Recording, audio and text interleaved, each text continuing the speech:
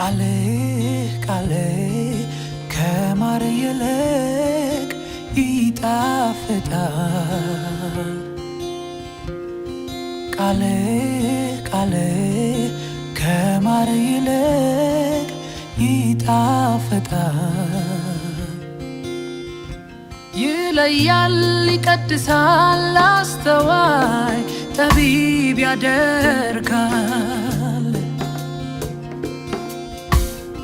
ቃል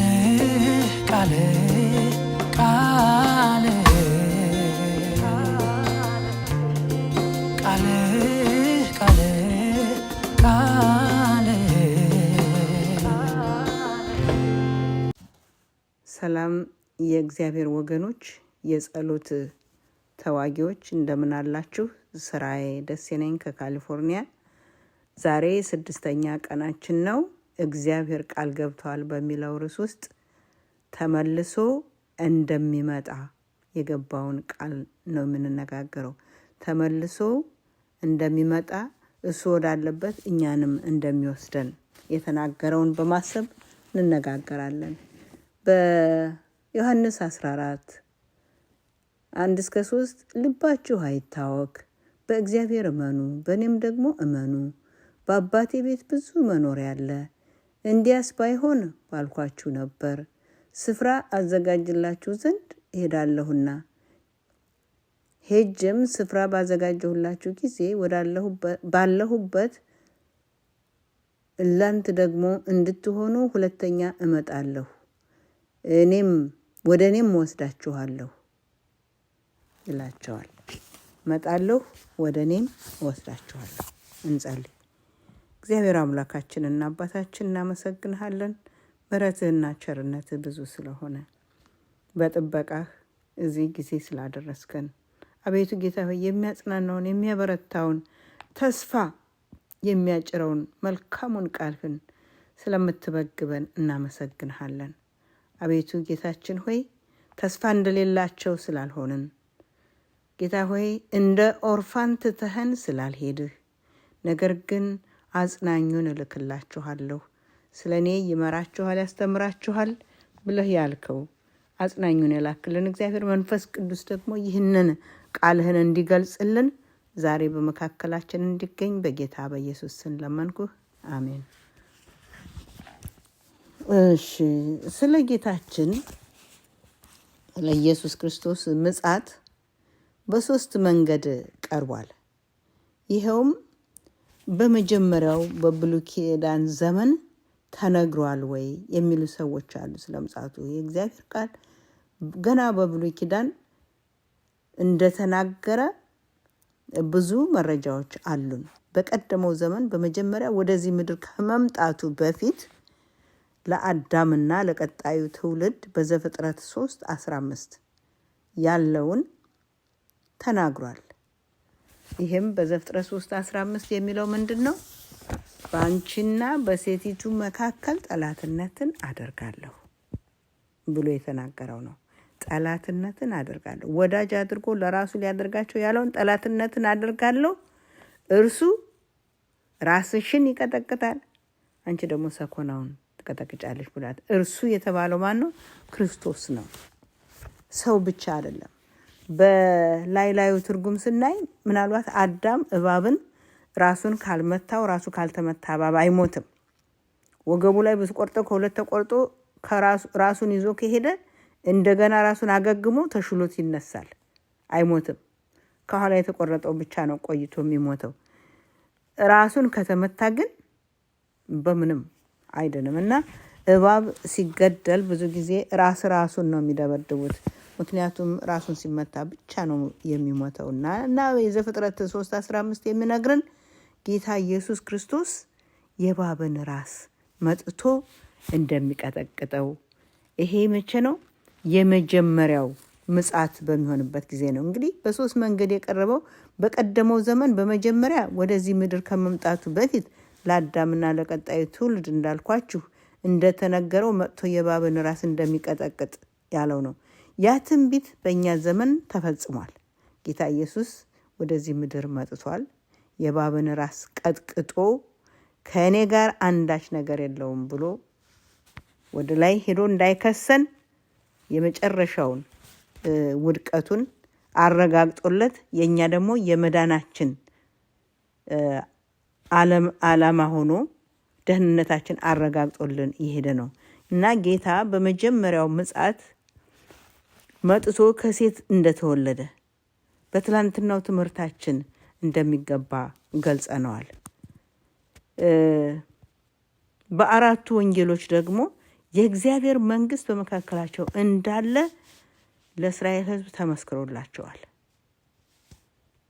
እና በምድር ለ33 ዓመት ተኩል አብሯቸው በመሆን አስተምሯቸዋል፣ ተናግሯቸዋል፣ ታምርን ሰርቷል፣ የሞቱትን አስነሱታል፣ የታመሙትን ፈውሷል። በሶስተኛው ክፍል ደግሞ መጥቶ መከራን ሁሉ ተጋፍጦ ለኛ ሲል ከሞተ በኋላ እንደሚሄድ ወደ ሰማይ እና ልባችሁ አይታወክ አላቸው። ለምን? ተመልሼ እመጣለሁ። በእግዚአብሔር እመኑ፣ በእኔም እመኑ፣ የነገርኳችሁን ቃል አስታውሱት አላቸው። እኔ የሚሄደው ስፍራ ላዘጋጅላችሁ ነው፣ እመጣለሁ። ከዛም እኔ ወዳለሁበት እናንተንም እወስዳችኋለሁ አላቸው። ቅድም እንዳነበብ ነው።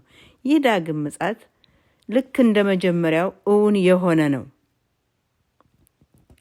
የመጀመሪያው ሆነ የሁለተኛው ምጽአት አስቀድሞ በብሉይ ኪዳን ተነግሮለት ነበር። የመጀመሪያው ምጽአት በኢሳይያስ 9 ላይ ስንመለከት ኢሳይያስ 9 ስለ ጌታ ስለ ኢየሱስ ክርስቶስ ምጽአት መጥቶ እንደሚወለድ ያለውን የተናገረውን በደንብ አድርጎ ይገልጽልናል። ደጋግሞ ነው። ኢሳይያስ ወንጌላዊ ተብሎ ነው የሚጠራውና እንደዚህ ይላል። ቁጥር 6 ላይ ሕፃን ተወልዶልናል፣ ወንድ ልጅም ተሰጥቶናል፣ አለቅነትም በጫንቃው ላይ ይሆናል። ስሙም ድንቅ መካር፣ ኃያል አምላክ፣ የዘላለም አባት፣ የሰላም አለቃ ተብሎ ይጠራል። ከዛሬ ጀምሮ እስከ ዘላለም ድረስ በፍርድና በጽድቅ ያጸናውና ይደግፈው ዘንድ በዳዊት ዙፋንና በመንግስቱ ላይ አለቅነቱ ይበዛል፣ ለሰላሙም ፍጻሜ የለውም። የእግዚአብሔር ቅናት ይህንን ያደርጋል ሲል ሕፃን ተወልዶልናል። ገና ሳይወለድ ከ700 ዓመት በፊት የተነገረ ትንቢት ነበር ይሄ። ነገር ግን ይሄ ትንቢት ተፈጽሟል።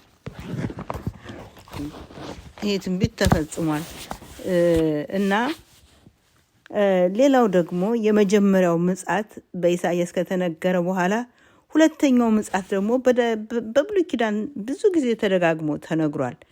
በተለይም በይሁዳ መልእክት አንድ ምዕራፍ ብቻ ነው ያለው። ቁጥር 14 እና 15 እንዲህ የሚል አለ። ከአዳም ጀምሮ 7ተኛ የሆነ ሄኖክ ስለ እነዚህ ሰዎች እንዲህ ሲል ተንብየዋል። እነሆ ጌታ ከእልፍ አእላፋት ቅዱሳኑ ጋር ይመጣል። ይሄ የሆነው እንግዲህ በአንደኛው መጀመሪያው ምጽአት እንዳልሆነ እናውቃለን። ይሄ ወደፊት የሚሆነውን የሚያሳየን ነው። የመጀመሪያው ይወለዳል የሚለው መጥቷል፣ ተወልዷል፣ ኖሯል፣ ሞቷል፣ ተሰቅሏል፣ ተነስቷል። ተነስቶ ሄዶ ደቀ መዛሙርቱን ስለሱ ምስክር እንዲሆኑ አቁሞ መንፈስ ቅዱስን ሰጣችኋለሁ ብሎ ሄዷል። ስለዚህ አሁን ግን በይሁዳ የተጻፈው የሄኖክ ንግግር እንደዚህ ይለናል። ሄኖክ ከአዳም ጀምሮ 7ተኛ የሆነ ትውልድ ነው። ስለ እነዚህ ሰዎች እንዲህ ሲል ተንብየዋል ይላል ይሁዳ። እነሆ ጌታ ከእልፍ አእላፋት ቅዱሳኑ ጋር ይመጣል። ሄኖክ እንግዲህ ከኖህ የውሃ ጥፋት በፊት የነበረ ሰው ነው። ስለ ምጽአቱ የተናገረ ይህም በሰው ሁሉ ላይ ለመፍረድ እንዲሁም አመፀኞችን ሁሉ በክፋት መንገድ በሰሩት የአመፅ ስራና በክፋት በእርሱ ላይ ስለተናገሩት የስድብ ቃል ሁሉ አጥፊነታቸውን ይፋ ለማድረግ ነው ይላል። ይሄ ይሁዳ ሄኖክ እንደተናገረ የጻፈው ነው። ሄኖክ ከስንት ሺህ ዓመት በፊት የነበረ ሰው ነው። ኢዮብም ስለ ምጽአቱ ተናግሯል። በብሉይ ኪዳን ስለ ምጽአቱ የተናገሩ ብዙዎች አሉ። ኢዮብ በምዕራፍ 19 ቁጥር 25 እስከ 27 የሚፈጀኝ ሕያው እንደሆነ በመጨረሻም በምድር ላይ እንደሚቆም አውቃለሁ። ቆዳዬም ቢጠፋ ከስጋዬ ብለይም እግዚአብሔርን አየዋለሁ፣ ሌላ ሳይሆን እኔው በገዛይኔ እኔ ራሴ አየዋለሁ ይላል። የመጀመሪያ ከኢየሱስ ከ3000 ዓመታት በፊት የተጻፈ ጽሑፍ ነው። እንግዲህ ባለመዝሙሩም በመዝሙር 50 ቁጥር 3 እስከ 5 በጻፈው ላይ አምላካችን ይመጣል፣ ዝምም አይልም፣ ሰማይንና ምድርንም ይጠራል፣ በሕዝቡ ላይ ሊፈርድ ይለናል። በኢሳይያስ 25 ቁጥር 8 እና 9 ደግሞ ሞትን ለዘላለም ይውጣል፣ ጌታ እግዚአብሔር እንባን ሁሉ ከፊታቸው ያብሳል፣ የሕዝቡንም ስድብ ከምድር ሁሉ ያስወግዳል።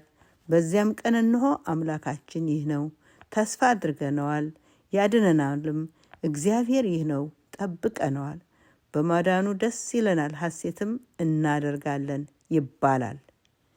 ይሄም የተነገረለት ስለ ዳግም ምጽአቱ ብዙ የተነገረለት ነው። ጌታችን መጥቶ ሞቶ ተነስቶ ሄዶ በአብ ቀኝ ተቀምጦ ዛሬ ደግሞ በማማለድ ስራው በሰማይ እያገለገለን ባለው ላይ ይሄ ሁሉ የሆነው የቀረው አንድና አንድ ብቻ ነው፣ ያውም ምጽአቱ ብቻ ነው።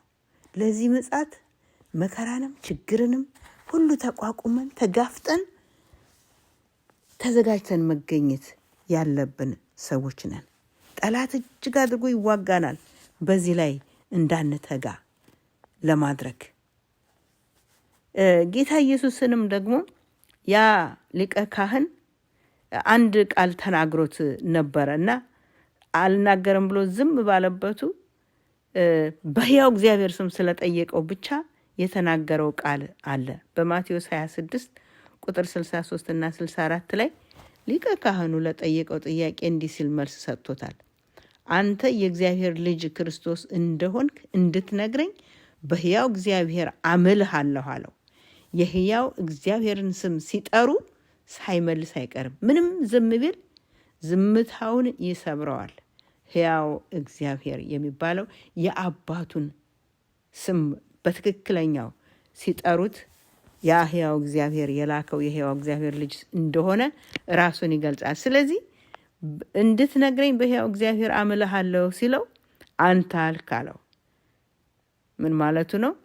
አዎን አንተ የተናገርከው እውነት ነው ማለቱ ነበር።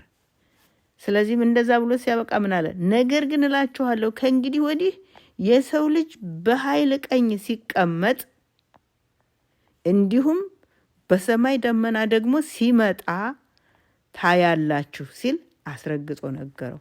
እነሱ ገድለው ሊቀብሩት እየታገሉ እያለ እሱ ግን ስለ ትንሣኤው ይነግራቸዋል። ተነስቶ በአብ ቀኝ በሰማይ እንደሚቀመጥ ከዛም ጊዜው ሲደርስ እንደተወለደው ሁሉ ጊዜው ሲደርስ ደግሞ ተመልሶ እንደሚመጣ እንዲሁም ደግሞ ነው እኮ ያላቸው። እንዲሁም ደግሞ በሰማይ ደመና ሲመጣ ታያላችሁ ሲል አስረግጦ ነገራቸው። በዛ ጊዜ ጦር ሆነው ተነሱ። ከእግዚአብሔር ጋር ራሱን አስተካከለ። እግዚኦ ብለው ነበረ። እሱ ግን እውነት የሆነውን ነበር የነገራቸው፣ እንደሚመጣ እንደሚመለስ። ዛሬም እኛ ያንን የተስፋ ቃል ነው በተስፋ የምንጠብቀው። አምላካችን በፊት እንዳደረገው ሁሉ አሁንም ያደርጋል። በፊት እንደመጣ ሁሉ አሁንም ይመጣል። በሐዋርያት ሥራ ምዕራፍ 1 ቁጥር 8 ላይ ጌታ ኢየሱስን ጥያቄ እየጠየቁት እሱም እያብራራላቸው አብረው በተቀመጡበት ከዛ ጥያቄያቸውን ከመለሰላቸው በኋላ እያወራቸው እያለ ከደቀ መዛሙርት መካከል ጌታ ኢየሱስ በምድር ዙሪያ ምስክር እንደሚሆኑለት ነግሯቸው እያዩት ከምድር ከፍ ከፍ እያለ ሲሄድ ተመለከቱ። ሄደና ከዛስ ምን ሆነ? በደመና ተሸፈነ ይለናል። ከምዕራፍ 1 ቁጥር 8 እስከ 10 ስናነብ ከዓይናቸውም ተሰወረ። እነሱም ወደ ሰማይ ትኩር ብለው ሲመለከቱ ነጫጭ ልብስ የለበሱ 2 ሰዎች ተመለከቱ። እነዚህ 2 ሰዎች ነጫጭ ልብስ የለበሱት መላእክት ናቸው። በአጠገባቸው ቆመው እንደነበር አዩ። እናንተ የገሊላ ሰዎች አሏቸው፣ ወደ ሰማይ እየተመለከታችሁ ስለምን ቆማችሁ አሏቸው። ይህ ከእናንተ ወደ ሰማይ የወጣው ኢየሱስ ወደ ሰማይ ሲሄድ እንዳያችሁት እንዲሁ ይመጣል አሏቸው። ዋው! ይህ ታላቅ ተስፋ የተነገራቸው አዝነው ሳያስቡት ከነሱ ሲለይ በደመና ሲነጠቅ ደመና ሲሸፍነው ሲመለከቱ ከዓይናቸው ሲጠፋባቸው ያዩ ናቸው እነዚህ መላእክት እነሱን ሊያጽናኑ የተላኩላቸው። ነገር ግን ምን አሏቸው? እንዲሁ ሲሄድ እንዳያችሁት ተመልሶ ይመጣል። ባያችሁት መንገድ በደመና ተነጥቆ ሲሄድ እንዳያችሁት አሁንም በደመና ተከቦ ደግሞ ተመልሶ ይመጣል ብለው አሏቸው። አካሄዱ በግልጽና በገሃድ በሆነው እንደሆነው ሁሉ ሲመጣም በሹክሹክታ ተደብቆ መጥቶ አንዳንዶቻችን ብቻ የሚወስድ ሳይሆን አመጣጡን ባለራእዩ ዮሐንስ ግልጽ አድርጎ ይነግረናል። ራእይ ዮሐንስ ምዕራፍ 1 ቁጥር 7 እና 8 እንዲህ ይለናል።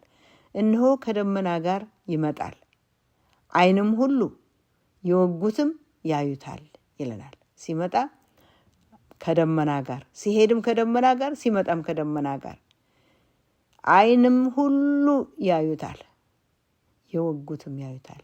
የምድር ወገኖች ሁሉ ስለ እርሱ ዋይ ዋይ ይላሉ። አዎን አሜን ይላል ባለራእዩ። ጳውሎስም አመጣጡ ግልጽ እንጂ ድብቅ እንዳልሆነ ሲናገር በአንደኛ ተሰሎንቄ ምዕራፍ 4 ከ14 እስከ 17 ባለው ግልጽ አድርጎ አስቀምጦታል።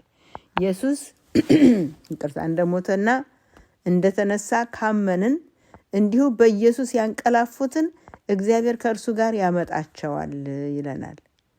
እና በጌታ ቃል የምንላችሁ ይህ ነውና ይላል፣ እኛ ሕያዋን ሆነን ጌታ እስኪመጣ ድረስ የምንቀር ያንቀላፉትን አንቀድምም። ጌታ ራሱ በትእዛዝ በመላእክትም አለቃ ድምፅ በእግዚአብሔር መለከት ከሰማይ ይወርዳል። ያን ጊዜ ያንን መለከት ድምፅ ሲሰሙ ሙታን ከየመቃብራቸው ይወጣሉ። ስለዚህ በክርስቶስ የሞቱ አስቀድመው ይነሳሉ ይለናል። ከዛም በኋላ እኛ ሕያዋን የሆነው ደግሞ በአየር ጌታችንን ለመቀበል ከነርሱ ጋር በደመና እንነጠቃለን። እንዲሁም ሁልጊዜ ከጌታ ጋር እንሆናለን። ተነጥቀን እንሄድና በሰማይ ከአምላካችን ጋር ለዘላለም እንሆናለን ይላል። እንደገና ደግሞ በቲቶስ ምዕራፍ 2 ቁጥር 11 እስከ 13 ስናነብ እንዲህ የሚል እናገኛለን። አሁንም ስለ ምጽአቱ ሰዎችን ሁሉ የሚያድን የእግዚአብሔር ጸጋ ተገልጧልና፣ ይህም ጸጋ ኃጢአተኝነትንና ዓለማዊ ምኞትን ክደን የተባረከውን ተስፋችንንም እርሱም የታላቁን የአምላካችንና የመድኃኒታችን የኢየሱስ ክርስቶስን ክብር መገለጥ እየጠበቅን ራሳችንን በመግዛት በጽድቅ እግዚአብሔርንም በመምሰል በአሁኑ ዘመን እንድንኖር ያስተምረናል። መድኃኒታችንም ከአመፅ ሁሉ እንዲበዥን መልካሙንም ለማድረግ የቀናውንም ገንዘቡ የሆነውንም ሕዝብ ለራሱ እንዲያነጻ ስለኛ ነፍሱን ሰጥቷልና ይለናል። ስለዚህ የእግዚአብሔር ጸጋ ተገልጧል። ዓለማዊ ምኞትን ሁሉ ሊያጠፋ ይለናል።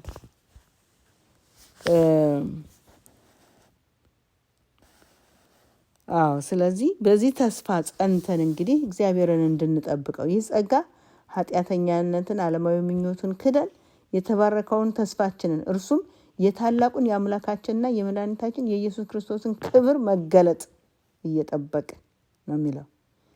የእሱን ክብር መገለጥ እየጠበቅን ራሳችንን በመግዛትና በጽድቅ እግዚአብሔርንም በመምሰል በአሁኑ ዘመን እንድንኖር ያስተምረናል ይለናል።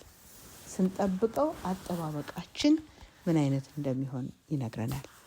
ክርስቶስ ይህን ሁሉ መከራና ችግር ተሸክሞ እንዳለፈው ሁሉ እኛም ደግሞ በዚህ በመከራና በችግር ጸንተን እስከ ፍጻሜ ድረስ ጸንተን ይህ አምላካችን ሲገለጥ እንድናየው በተስፋ ጸንተን እስከ መጨረሻ እንድንጠብቀው ይነግረናል። እስከ ፍጻሜ የሚጸና እርሱ ይድናል ይላል እግዚአብሔር ቃል።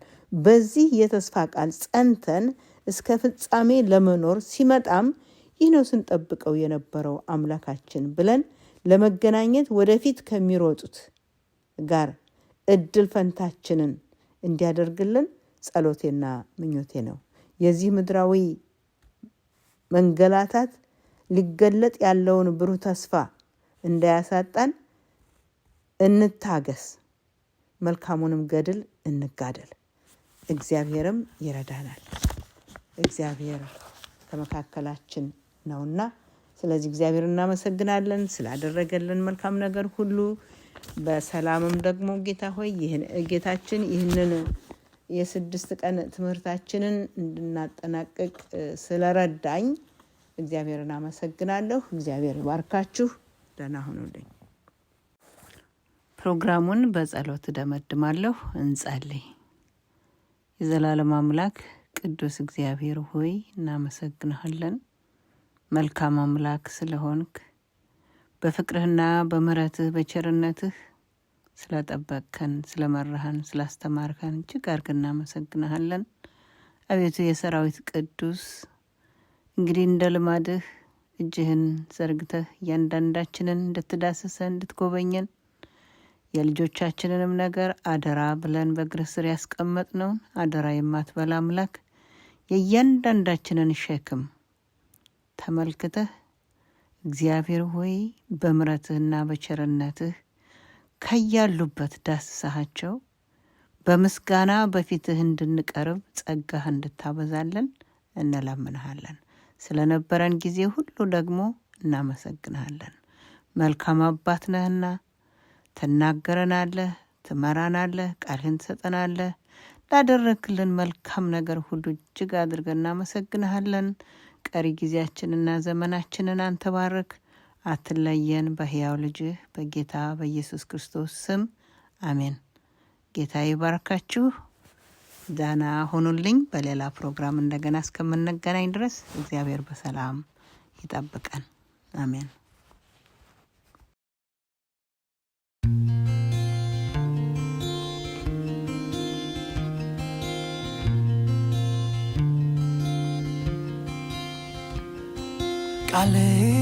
ቃሌ ከማር ይልቅ ይጣፍጣል።